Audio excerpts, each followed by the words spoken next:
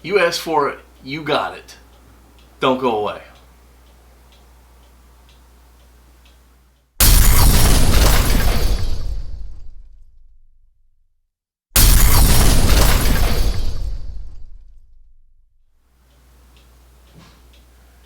Hey everybody, it's Paul from Fat Guy Productions, coming to you as always from beautiful Las Vegas, Nevada.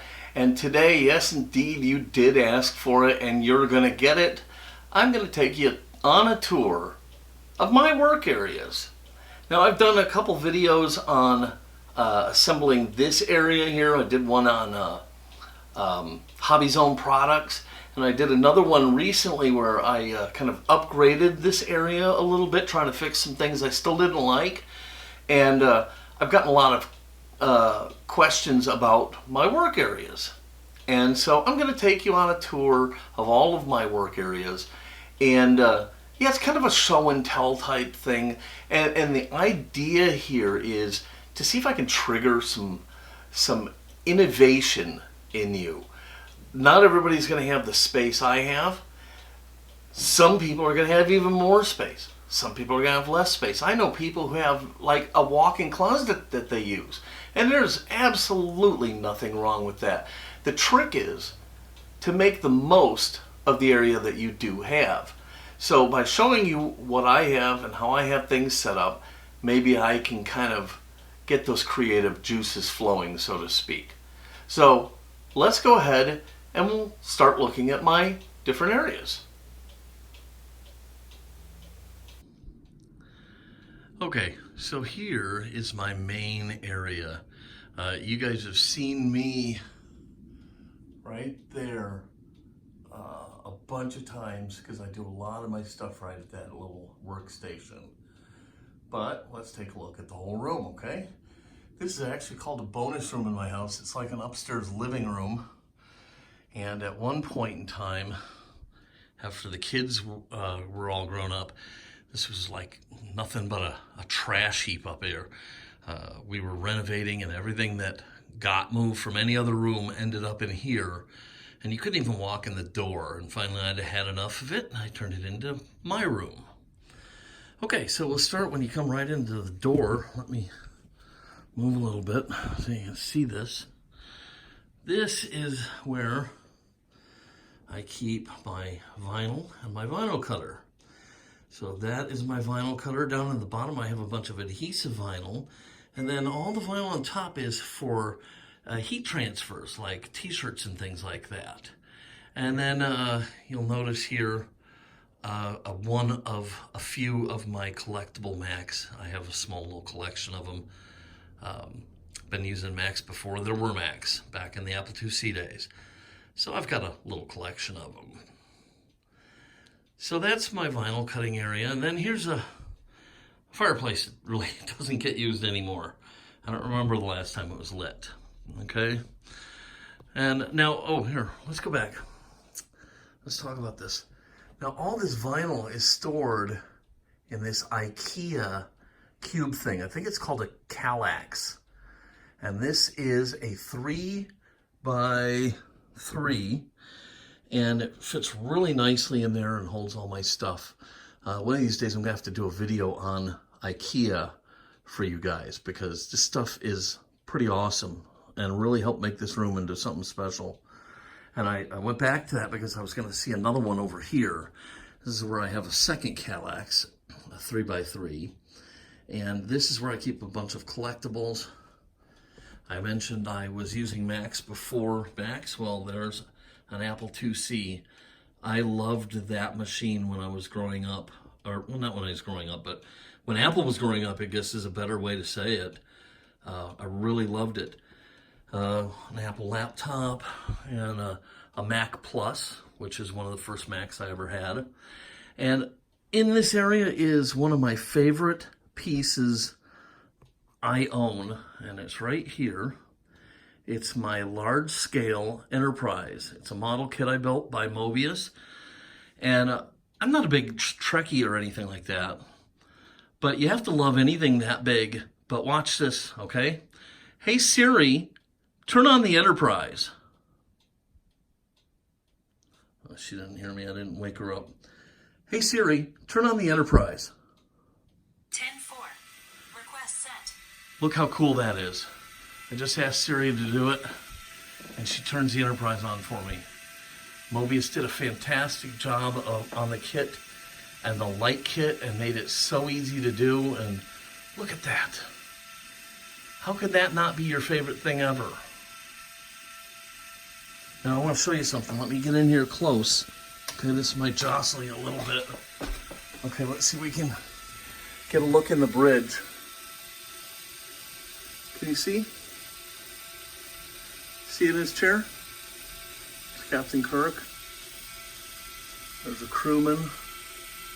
See the control panels all lit up.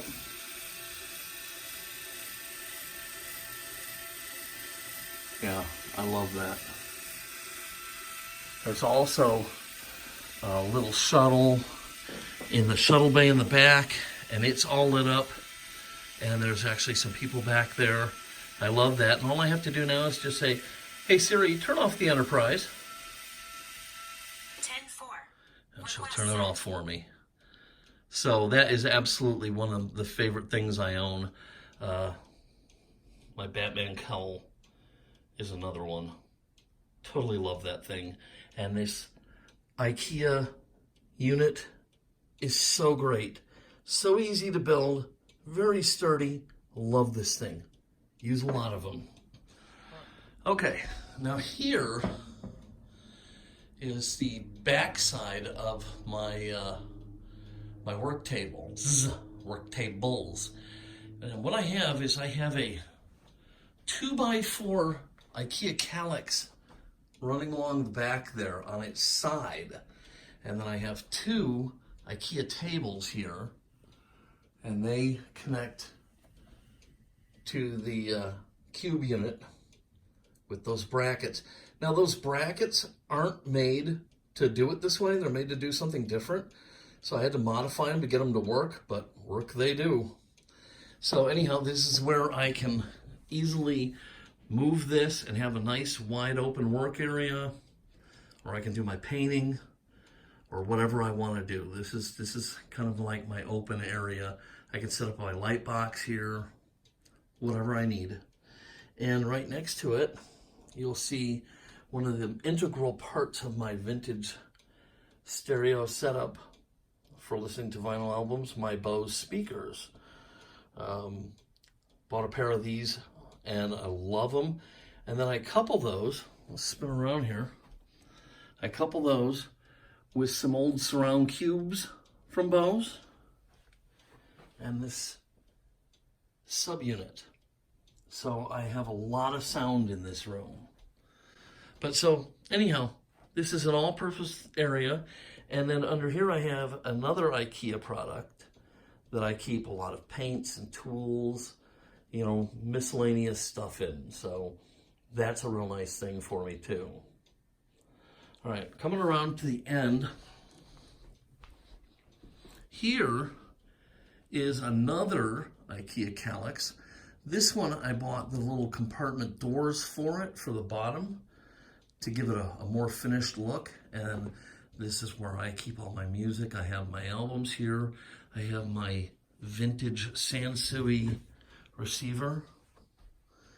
And yes, everything works on it except one of the level meters. The lighting isn't really great and it drives me crazy. I'm trying desperately to find somebody to fix that. And then here is the amazing turntable, the RT81 by Fluence. And I did an entire review on Fluence, so make sure you check that out. And of course, my collection of vinyl albums. All right, so now over here is a bookcases filled with DVDs and miscellaneous junk, bunch of fireman collectibles, stuff like that. All right, over here you can see the behind part of my stash. Okay, here's part of my stash. I'm trying to figure out what to do with it. There's my other Bose vintage speaker. And then here is my paracording area. Again, this chest of drawers to the right is an IKEA product, and it's all filled with hanks of paracord and buckles and things like that. And then I made this paracord workstation where I can sit down and tie paracord bracelets and what have you. All right, now let's roll on into my desk area. Okay, got an L-shaped desk, and I got a little stack of AV equipment here. I've got a DVD burner, DVD player, Blu-ray, 2 VHS, and they're all connected to that TV over to the left, so I can do dubbing or whatever. Mac in the middle with a Blu-ray drive. As I curl around, here's the other side. I have my little portable paint station, which I love. Bunch of bric-a-brac. And here is one of my other favorite possessions. Okay, yes, this is the same bust in Bruce Wayne's den. And the head would open, and he would turn a switch, and it would open up, and the bat holes would be exposed as the bookcase slid out of the way. Well, this is the same bust, but more than that, it opens just like his does and reveals the switch. Instead of working the bat poles, though, I turn this, and it turns on that light right there. So I can control anything that needs a simple switch with this. And yes, I love this thing. You can't tell I love the old Batman show. There's my Batmobile. Okay, so that's my little desk area. So now over here, let's start by looking at my Foredom tool and its hanger. I've done a video on that, okay? One of the best things I've ever invested in, I gotta tell you, it actually makes this tool usable. And I'm gonna go ahead and sit down here for a second, because I'm gonna go through the entire area and show it to you. Okay, so we're gonna start, let me loosen this up so I have a little more control. Okay, so right here, I have my Hobby Zone paper towel holder. This is the US version. Then I have 2 of the Hobby Zone tool racks. Then a Hobby Zone corner drawer unit and corner shelf unit. Now, I'm not a real big fan of the corner shelf units, and I'll tell you why. Those upper shelves are a little too small, and I have knocked stuff off there a million times. I might need to find better containers that fit up there better so I don't keep doing that. But so it's been a problem for me. All right, along here I have a drawer unit of some type topped by a paint stand. And another drawer unit and paint stand, another drawer unit and paint stand, and another drawer unit and paint stand.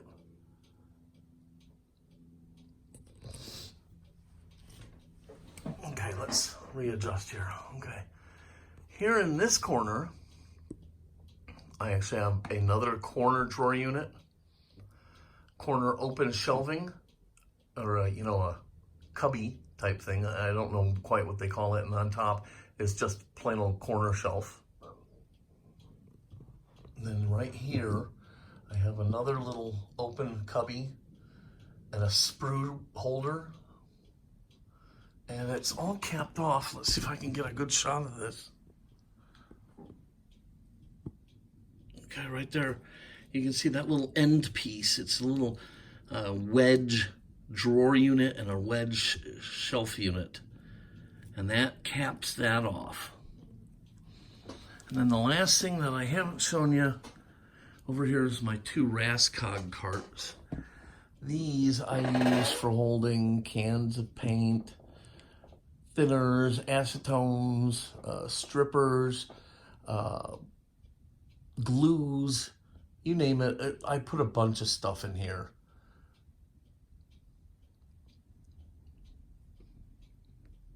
So that, in a nutshell, are my work zones. Oh, here, take a look down here. more stash. Not as big as some, but probably more than I need.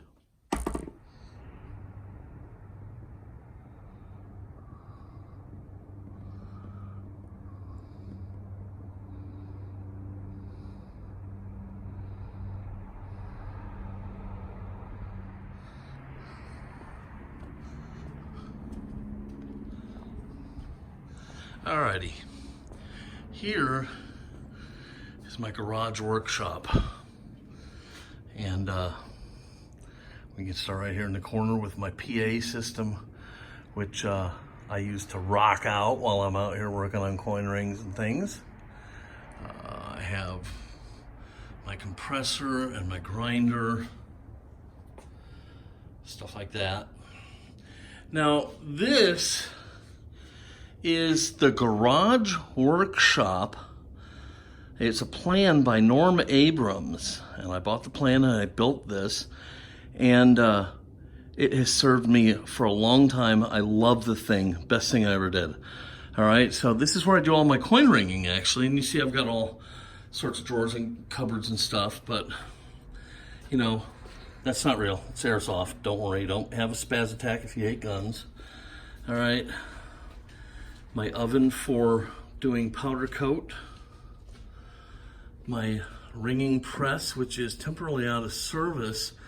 The jack blew something. I couldn't fix it, so I'm replacing it. So just waiting for some parts from Bill, who made the jack, the press for me, and then I'll get the new jack. Here's all my coin ringing dies and things that I got from Jason's Works. A bunch of tools and things like that.